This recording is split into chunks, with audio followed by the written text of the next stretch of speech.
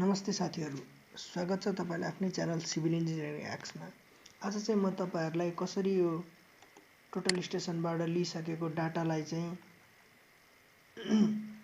यो एक्सेल सिटलाई कसरी चाहिँ हामीले यो कमा भ्यालु छ यसलाई चाहिँ कसरी डिफरेन्ट कोलममा चाहिँ सेपरेटली राख्ने र त्यसलाई चाहिँ कसरी अटोक्याडमा SWDTM सफ्टवेयरद्वारा प्लट गरेर त्यसको कन्टुर म्याप बनाउने भन्ने बारेमा सिकाउन गइरहेको छु। आशा छ हजुरहरुलाई यो भिडियो राम्रो लाग्नेछ।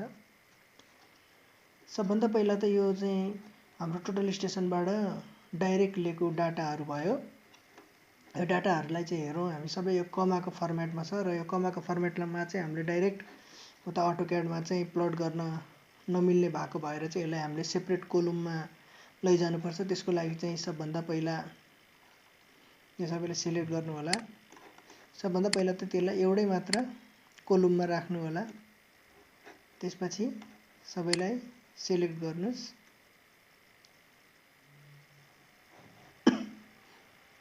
सिलेक्ट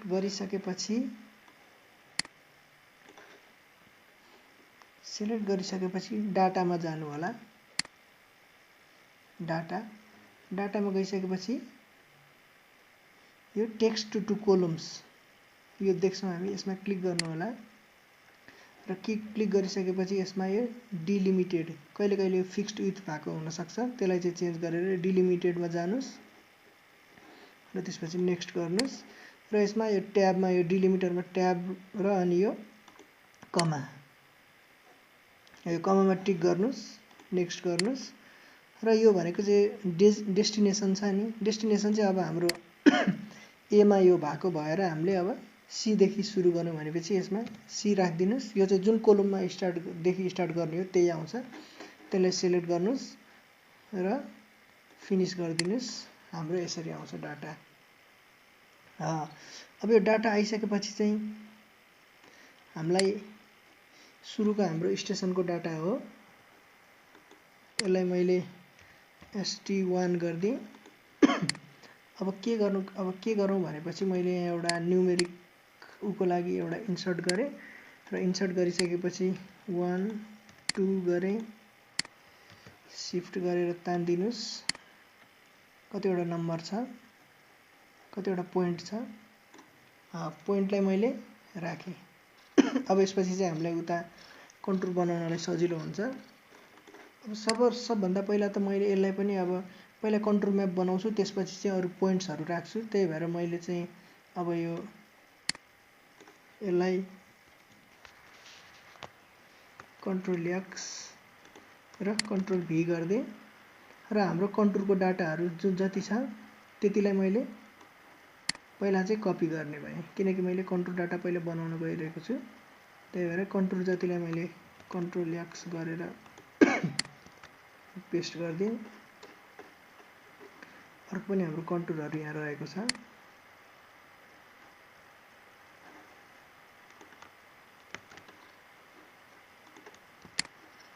अब चाहिँ मैले बाँकी चीजहरुलाई चाहिँ कपी गरेर यसको मुनि राखिदिदै छु।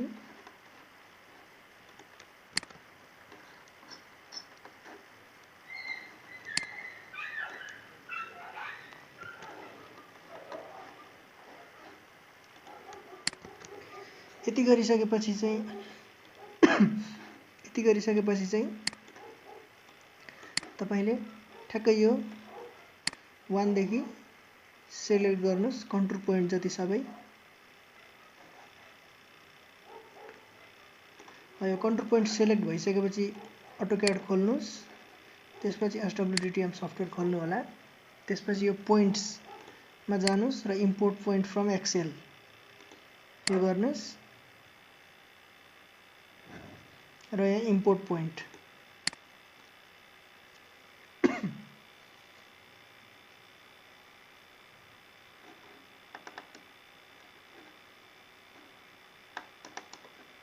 त्यसपछि यो डबल क्लिक गर्यो भने आउँछ। मेरो अलिकति खराब भएको भएर पोइन्ट्समा जानुस्। यदि तपाईले देख्नु भएन भने पोइन्ट्समा जानुस् र जुम एट पोइन्टमा जानुस्, यो आउँछ र तपाईले यो कन्टुरको कुनै एउटा भ्यालु 142 यहाँ 142 देख्नु भएको छ, यो 142 चाहिँ यहाँ 142 गरिदिनुस् र ओके गर्नुस्। तपाईको यो कन्टुरको भ्यालु देखाउँछ। त्यसपछि पोइन्टमा गएर फेरि पोइन्ट्सहरुलाई यो process points गरिदिनुस्, okay गरिदिनुस्। पोइन्टहरु processing successful भयो। त्यसपछि ट्रायंगुलेट गर्नुपर्छ। त्यसको लागि ट्रायंगल्समा जानुस्, त्यसपछि ट्रायंगुलेट गरिदिनु। ट्रायंगुलेट पनि हाम्रो सक्सेसफुल भइसक्यो। त्यसपछि ड्रमा जानुस् र एड बाउन्ड्री, एउटा बाउन्ड्री पोइन्ट एड गरिदिनुस् सबैमा।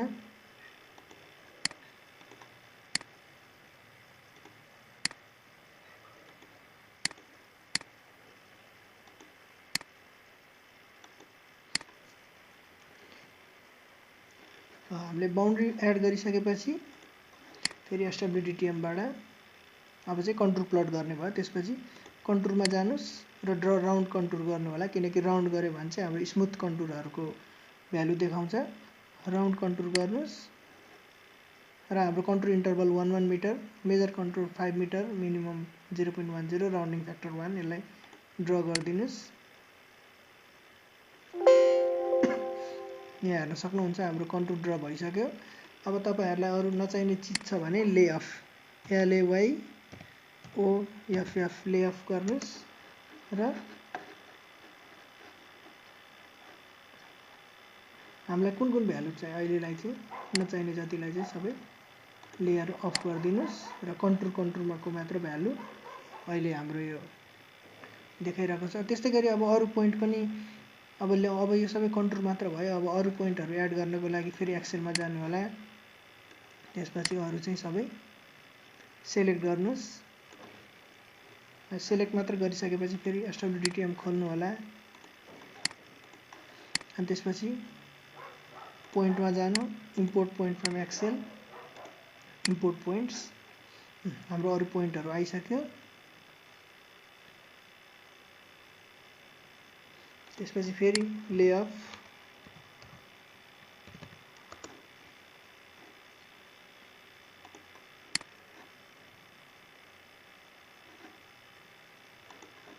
यति गरिसकेपछि हाम्रो मैले धेरै गरेछु। ले अन हेर्नु पर्यो भने ले अन गरिदिनुस्, यो सबै आउँछ। फेरि ले अफ,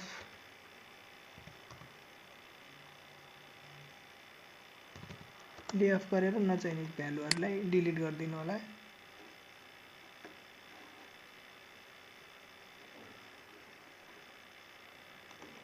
ल अब हाम्रो त्यो एरियाको चाहिँ कन्टुर सबै आइसक्यो। अब यसपछि के गर्नुपर्छ भनेपछि अब यो स्टेयर छ। अब यो भएको चीजहरुलाई चाहिँ तपाईले ड्र गरिदिनु होला। स्टेयर कहाँ छ, यसरी यो पोइन्टहरु चाहिँ सबै जोइन गरेर त्यसमा भएको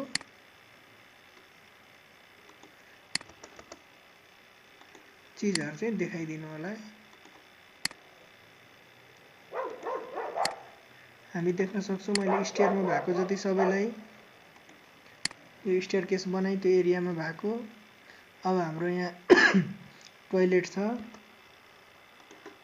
टोयलेट पनि टोयलेटको चाहिँ कन्ट्रोल पोइन्टलाई एड गरेर टोयलेट बनाए। त्यस्तै गरी हाम्रो यहाँ एउटा सोक पिट रहेको छ। सोक पिट पनि तपाईले त्यस्तै गरी बनाउन सक्नुहुन्छ। यसरी नै अब हामीले चाहिँ कुनै पनि अटोक्याडको डाटालाई चाहिँ SWDTM सफ्टवेयरबाट चाहिँ एक्सेलको डाटालाई चाहिँ SWDTM सफ्टवेयरबाट चाहिँ यता ल्याउन सक्यौं।